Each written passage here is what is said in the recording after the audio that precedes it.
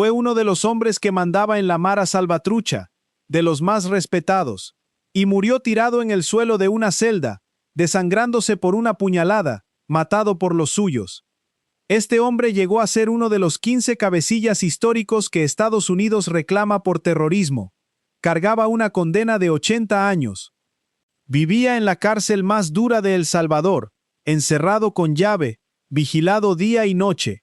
Y aún así, no fue el Estado el que le puso el punto final, fueron sus propios compañeros de Mara, la mañana del 30 de agosto de 2024, con un cuchillo, dentro de la celda donde él se creía intocable. Se llamaba Saúl Antonio Turcios Ángel. El pueblo lo conocía como el 13. Y esta es la historia de cómo cayó. Escúcheme bien, hermano, porque esta historia tiene un final que ni el guionista más frío se habría atrevido a escribir, porque el 13 no era un pandillero cualquiera de esquina.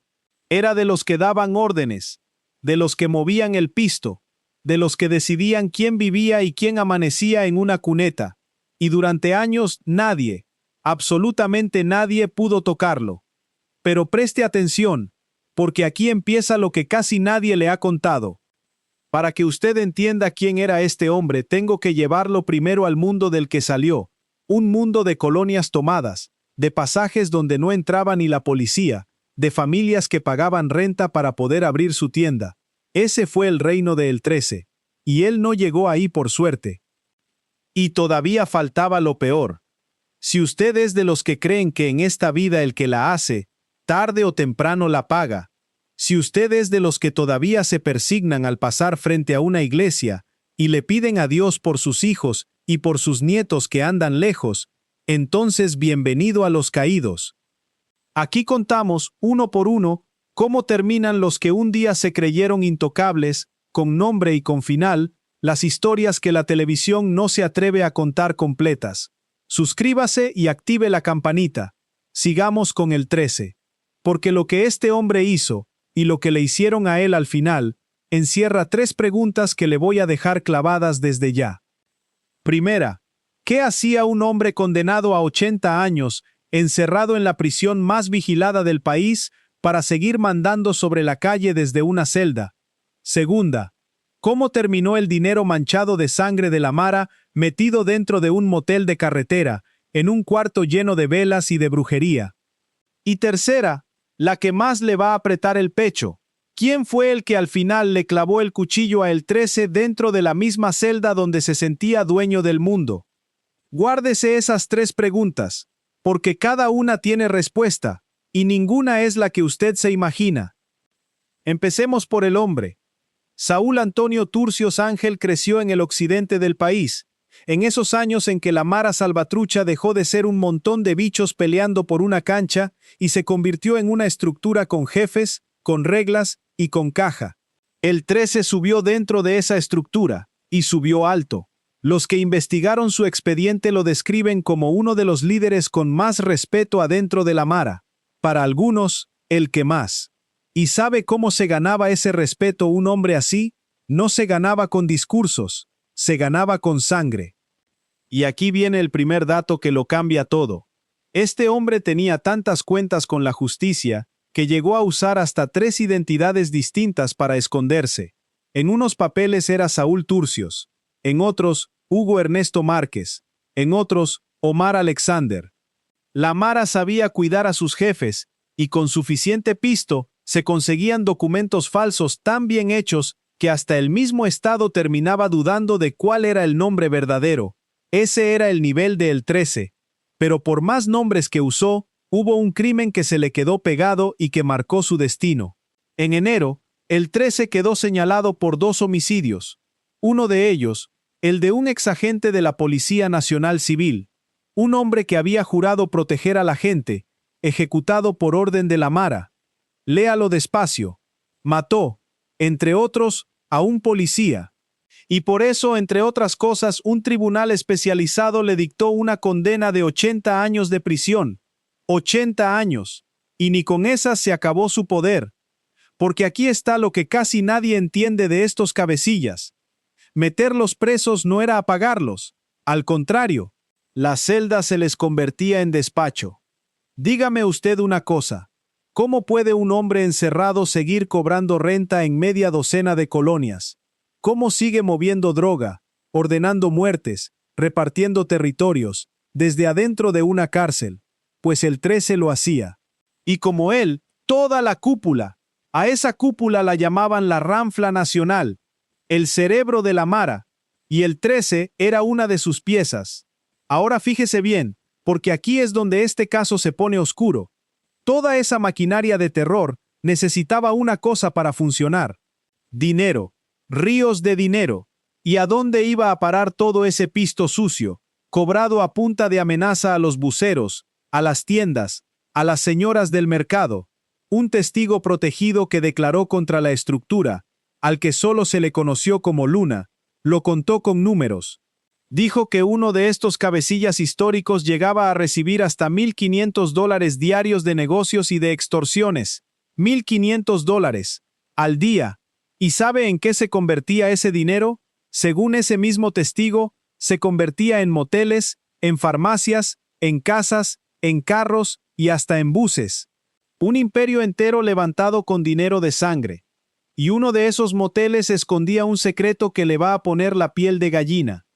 En agosto de 2018, la policía y la fiscalía cayeron sobre un autohotel en Sonsonate. Un motel de carretera, de esos que uno pasa 1000 veces sin fijarse. Por fuera, un negocio normal. Por dentro, un lavadero de dinero de la MS-13.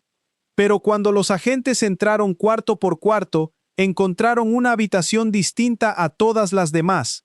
Una habitación arreglada para otra cosa. Adentro, según la información de la fiscalía, había evidencia de ritos, de cultos satánicos. Un cuarto de brujería, dentro de un motel de la Mara. Deténgase un momento, porque esto es más que un titular morboso. Es el retrato exacto de con qué se habían metido estas estructuras. Y todavía faltaba conocer a los que cuidaban ese dinero. Porque cuando la fiscalía destapó la olla, salió un reparto que parece de película. Detrás del lavado de dinero de la Mara, no había solo pandilleros tatuados. Había un empresario que vivía en una de las colonias más lujosas de San Salvador. Había un pastor evangélico. Había un subinspector de la propia policía, de la subdelegación de Acajutla. Y había un curandero, un brujo, al que llamaban el Hermano Santos. Un empresario, un pastor, un policía y un brujo. 4 rostros que usted jamás habría relacionado con la Mara Salvatrucha, sirviendo todos al mismo dinero sucio. Ese era el mundo en el que se movía la plata que engordaba a hombres como el 13. Escúchelo bien, porque esta es la parte que más duele. Mientras ese dinero compraba moteles y casas de lujo, ¿quién pagaba la cuenta? La pagaba la señora que cerraba su tienda con miedo. La pagaba el bucero que entregaba la renta para que no lo mataran. La pagaba la familia que enterró a un hijo. Detrás de cada dólar de esos 1,500 diarios, había una casa salvadoreña donde alguien dejó de dormir tranquilo. Y ahora dígame usted, ¿le parece justo que un hombre así se muriera de viejo, tranquilo, en su cama? Pues no se murió tranquilo, ni mucho menos. Pero antes de eso, algo cambió en El Salvador. Durante años, gente como el 13 jugó con ventaja. Entraban y salían. Compraban jueces, compraban testigos, compraban silencio. La justicia les quedaba corta. Pero llegó un momento en que el país entero se cansó, y el cerco sobre la cúpula de la Mara se empezó a cerrar de verdad. Y esta vez el cerco no se cerró con balas, se cerró con algo que a la Mara le dio mucho más miedo: pruebas. La fiscalía llevaba tiempo escuchando. Interceptaba los teléfonos que entraban y salían de las cárceles, y en esas llamadas quedó grabado, con su propia voz, lo que la Mara siempre había negado: que la Ranfla Nacional seguía mandando desde adentro, quién tenía que pagar, a quién había que matar, qué colonia le tocaba a cada quien. Todo dicho por los mismos cabecillas mientras se creían protegidos por las rejas. Y con esas grabaciones llegó el mazazo. Un caso enorme, que empezó con capturas y terminó, a finales de 2019, con cientos de pandilleros condenados de un solo golpe. Entre ellos, otra vez, el 13. En ese proceso le cayeron 60 años más. 60, Encima de los 80 que ya cargaba, las condenas se le fueron apilando como ladrillos sobre la tumba de un hombre que todavía respiraba. Pero dígame usted una cosa, ¿de qué sirven las condenas si el que las carga sigue mandando igual desde la celda? Durante mucho tiempo, de nada, y ahí está la trampa de este país que muchos ya olvidaron, hasta que la tierra entera se les movió debajo de los pies, porque El Salvador cambió de arriba a abajo. Desde marzo de 2022 el país entró en un régimen distinto, y las capturas dejaron de contarse por decenas, se contaron por miles, y después por decenas de miles, colonias enteras que durante años vivieron bajo la renta, bajo la amenaza, bajo el permiso de un pandillero para poder salir a trabajar. Un buen día amanecieron sin ellos. La Mara que se creía dueña de las calles, perdió las calles. ¿Y sabe qué pasa cuando a un rey le quitan el reino pero lo dejan vivo, encerrado, rodeado de los suyos igual de acorralados que él? Pasa algo peligroso. El miedo cambia de dirección. Los que antes bajaban la cabeza empiezan a hacer cuentas. Y adentro, sin territorio que repartir, y sin pisto entrando, la lealtad de la Mara empezó a valer cada día menos. Guárdese ese detalle, porque va a explicar todo lo que viene. A el 13 lo tenían ubicado, ya había pasado por los tribunales, ya cargaba condenas que sumaban décadas sobre décadas, y terminó donde terminan los peores, en el penal de máxima seguridad de Zacatecoluca, el hoyo más profundo del sistema, aislamiento, rejas dobles, control absoluto. Pero preste atención, porque hasta ahí lo persiguió su propio nombre. Este hombre era tan importante que cruzó fronteras sin moverse de la celda. Estados Unidos lo puso en una lista muy corta, la lista de los 15 cabecillas históricos de la Mara Salvatrucha a los que reclama para juzgarlos por terrorismo. Terrorismo. Esa es la palabra con la que el país más poderoso del mundo describía a Saúl Turcios. Imagínese el peso de ese hombre, reclamado por Estados Unidos, condenado a 80 años en El Salvador, encerrado en la cárcel más dura del continente, un tipo que, hasta preso, seguía siendo una leyenda del terror. Y sin embargo, ¿sabe quién acabó siendo su verdadero verdugo? No fue un juez, no fue un soldado, no fue el gringo que lo reclamaba, fueron los suyos. Aquí es donde esta historia se convierte en algo que solo se puede llamar de una manera: justicia. Escúcheme con calma, porque lo que viene es fuerte. Adentro de Zacatecoluca, entre los mismos cabecillas de la Ranfla Nacional que compartían encierro, se rompió algo. La Mara, que vivía de la lealtad y de la sangre, empezó a comerse a sí misma. Y a el 13, según trascendió después, otros jefes de su propia estructura lo querían muerto. Por eso, durante meses, lo mantuvieron aislado, separado del resto, para protegerlo de los suyos. Hasta que, aparentemente, las cosas se calmaron y lo devolvieron al sector 6 con los demás. Se fue su último error, o el último error de quien tomó esa decisión. Preste atención a lo que viene ahora, porque es el final. La mañana del 30 de agosto de 2024, en el conteo de rutina, los custodios notaron que el 13 no salía de su celda. Cuando fueron a ver, ya no había nada que hacer. Estaba muerto, con heridas de arma punzante, apuñalado, dentro de la máxima seguridad. Las autoridades lo manejaron como homicidio, y el propio ministro de Seguridad terminó afirmando después lo que muchos ya sospechaban: a el 13 lo asesinó la propia MS-13. Léalo despacio, hermano. El hombre que ordenó clavar cuchillos murió a cuchillo.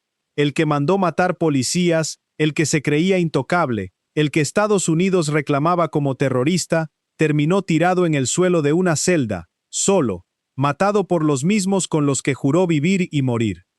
Y aquí viene el detalle que le pone la carne de gallina. Fue precisamente esa muerte, la del 13 dentro de Zacatecoluca, la que empujó al Estado a trasladar a lo que quedaba de la cúpula de la Mara al lugar del que ya nadie sale, el Secot. Su asesinato fue, hasta muerto, un último eslabón en la caída de toda su estructura. Piénselo bien. Un hombre construyó su vida sobre el miedo, mandó cobrar renta a los pobres, dejó viudas y huérfanos regados por todo el país. Amasó una fortuna que se lavaba hasta en un motel con un cuarto de brujería.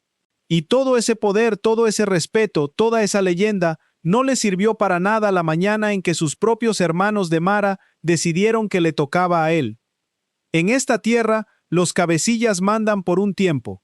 Se sienten dioses. Firman sentencias de muerte desde una celda como si fueran el dueño de la vida. Pero hay una cuenta que siempre se cobra, y cuando le llega la hora, no llega con juez ni con abogado. Llega en silencio, de madrugada, muchas veces de la mano de los mismos a quienes creyó tener comprados. El 13 murió como vivió, rodeado de traición. El que siembra terror, termina cosechando terror. Y ni las rejas más gruesas, ni los 80 años de condena, ni las 3 identidades falsas, lo pudieron esconder de la única deuda que de verdad no perdona. Dígame usted, hermano, ahora que conoce la historia completa, ¿cree usted que existe una justicia que se cobra en esta vida, y no solo en la otra? Escríbamelo aquí abajo en los comentarios, porque quiero leer lo que piensa. Y si esta historia le movió algo por dentro, compártala por WhatsApp con su familia, con sus hijos que andan por Estados Unidos, con sus hermanos que ya no viven en el país, para que vean cómo está cambiando El Salvador. Suscríbase a Los Caídos y active la campanita, porque aquí seguimos contando, uno por uno, la caída de los que un día se creyeron intocables. Que Dios los bendiga, hermanos, y que Dios cuide siempre a nuestra gente buena.